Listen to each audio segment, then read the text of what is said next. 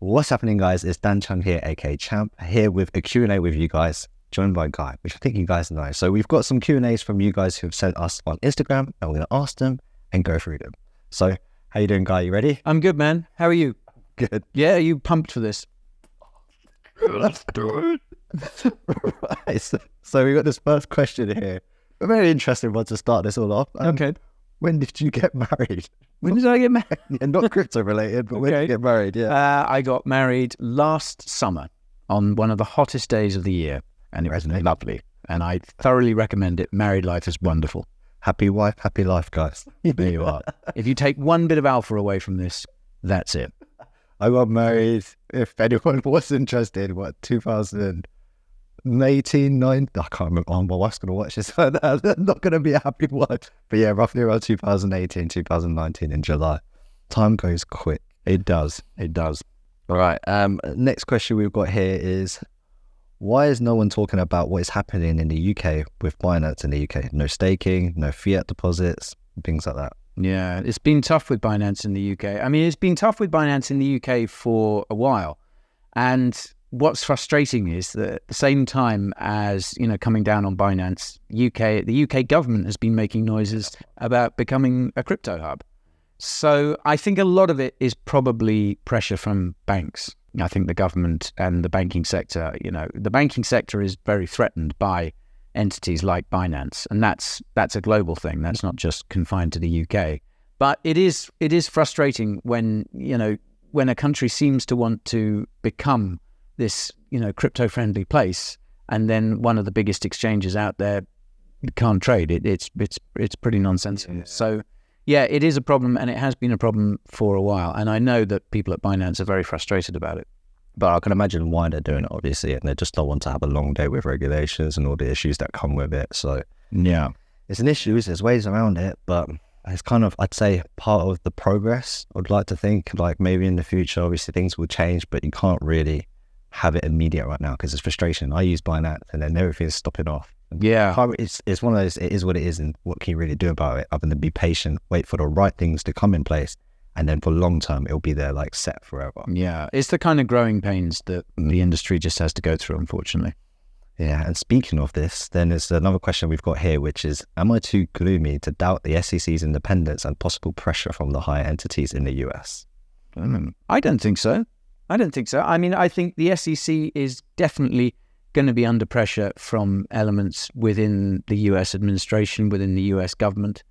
So yeah, I think there's always been the case. Even though these agencies, in theory, I think operate, are apolitical, there's always going to be influence coming down from on high. And I forget who it was that appointed Gary Gensler as SEC chairman.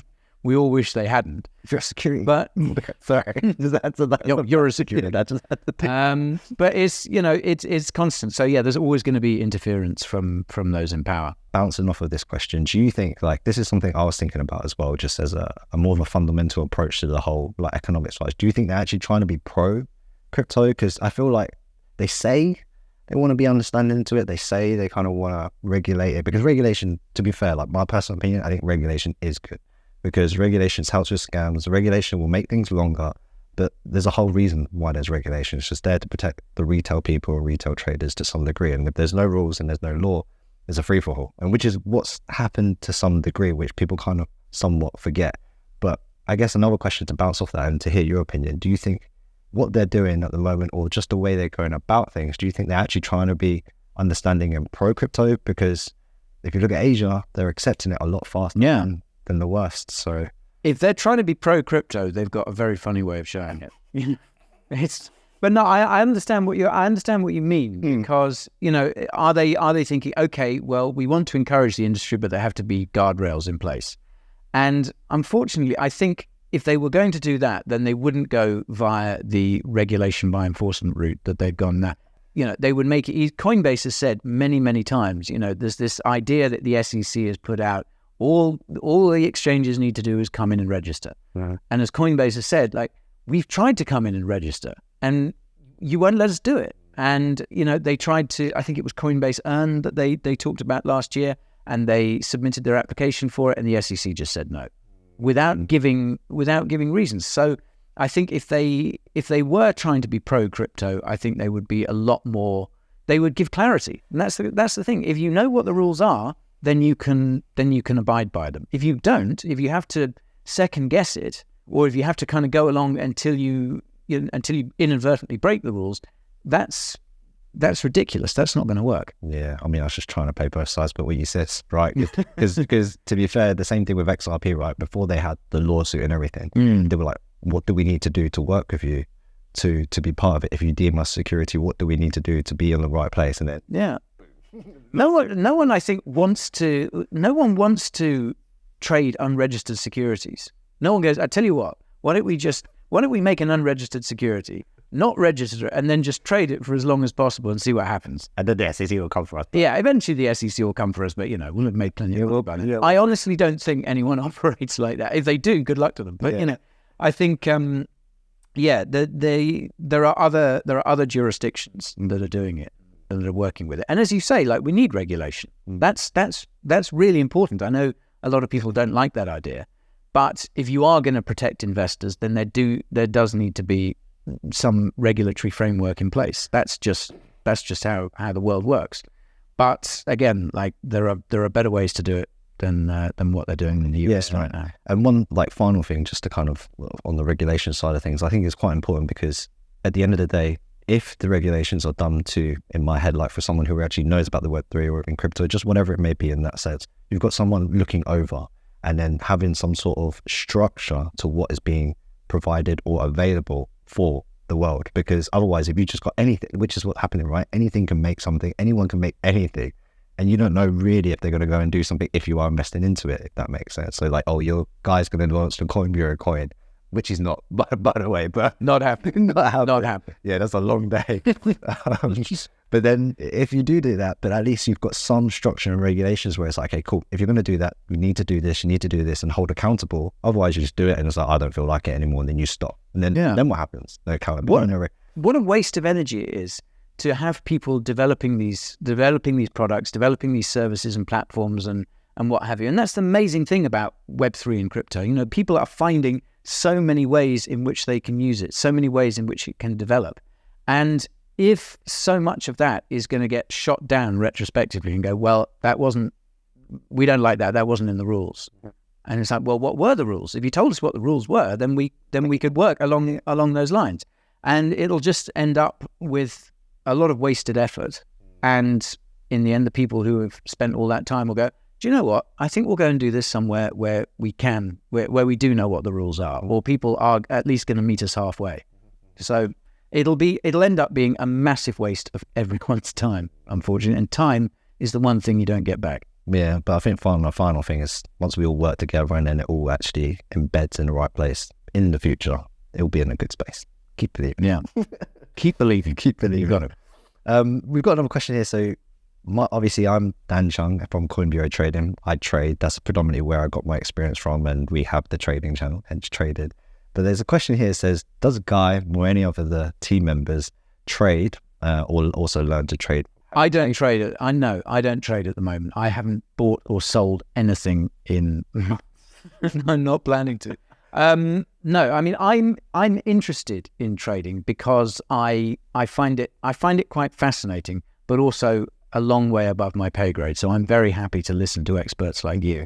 And I mean, I think for trading, in my limited experience of it, I think you need time and dedication. You need to be sort of real laser focused, and there's no way that I can give it the time and dedication it needs. So if I attempted to trade, all I would do is lose all my money. At least he knows broad of what. Yeah, man. Do you know what?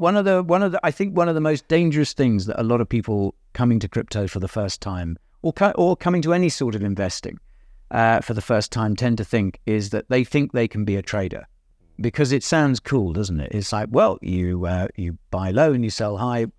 How hard can it be? Right. And it ain't easy. So I think, don't get suckered into that trap of kind of thinking that you're a natural trader or you can just become a trader overnight. Like, trust me, I've seen how Dan works. It takes a lot of time, effort, dedication, getting things wrong, losing money before you start to earn it. Is that fair to say? It's an emotional roller coaster. I think people always remember the limelight, like where you are in life, but they never sometimes see the story. So I guess in this retrospect, like Coin Bureau, you guys are doing so well, but at the start, how much that goes into it. Trading is exactly the same thing. The amount of time and effort you have to put into it, the emotional roller coaster, because money is an emotion.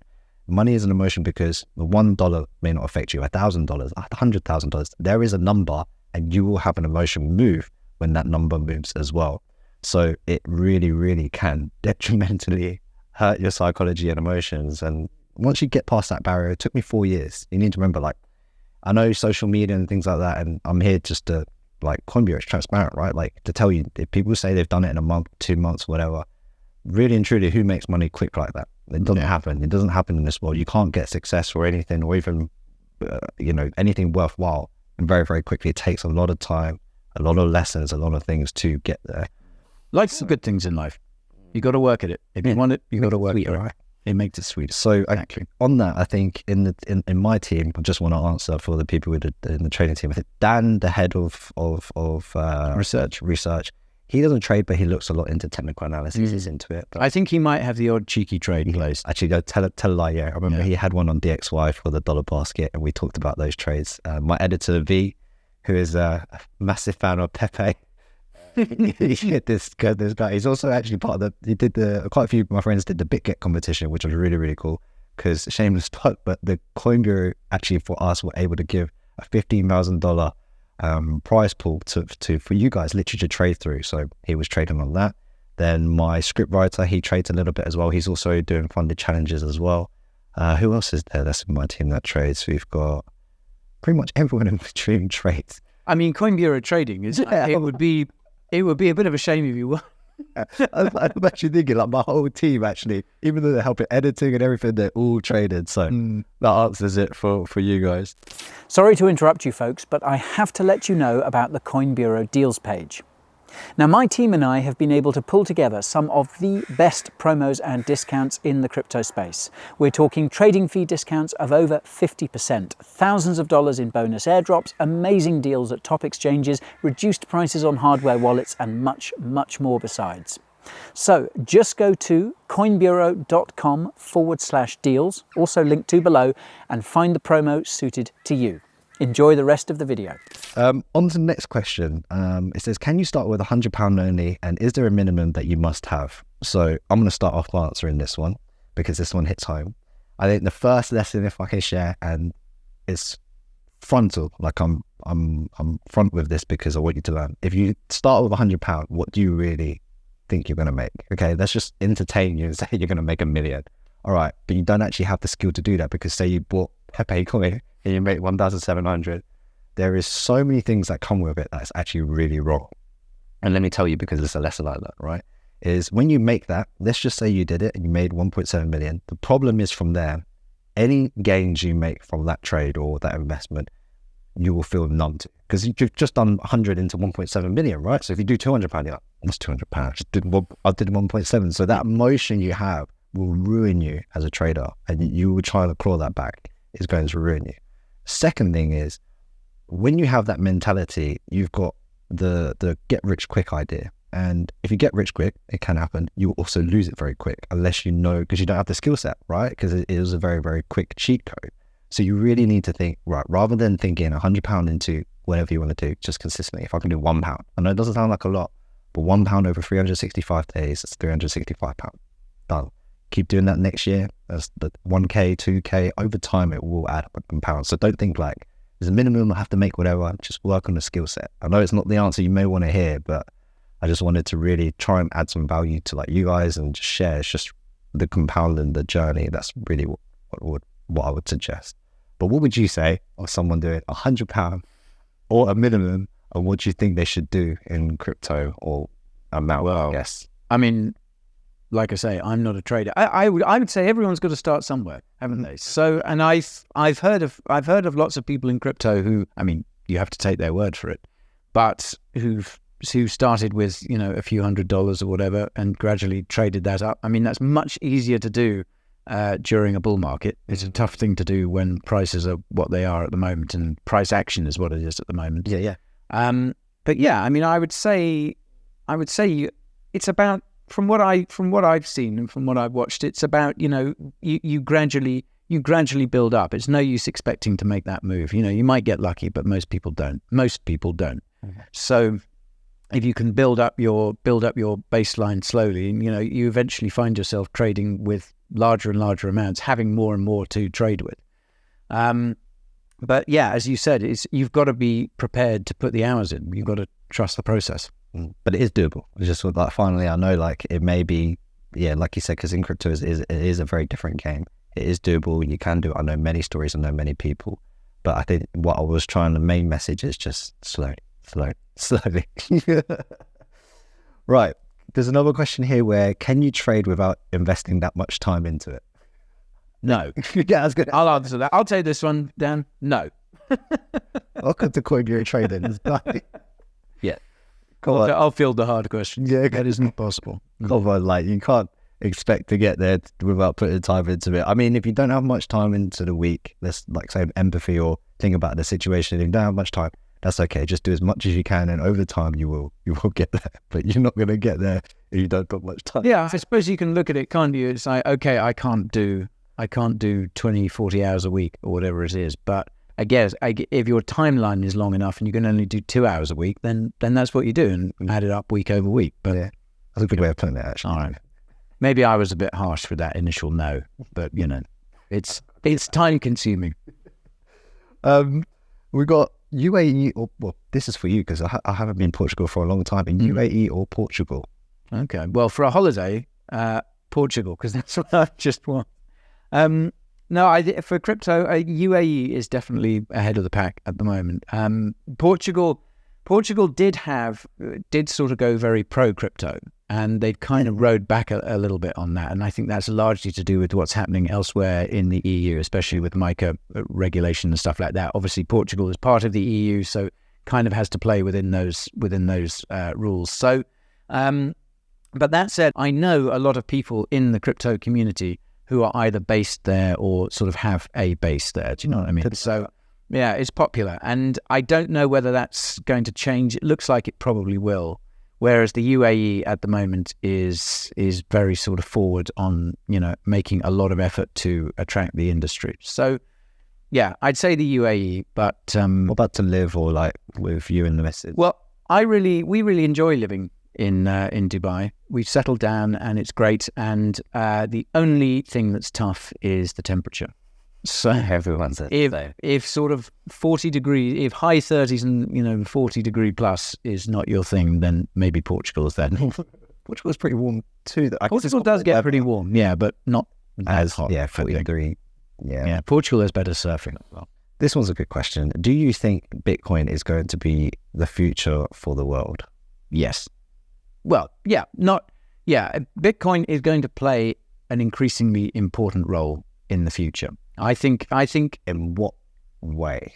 I think we're most likely to see it as a neutral means of transacting between countries that, if current trends continue, are going to drift farther and farther apart. So we seem to be heading towards this more polarized, less globalized world.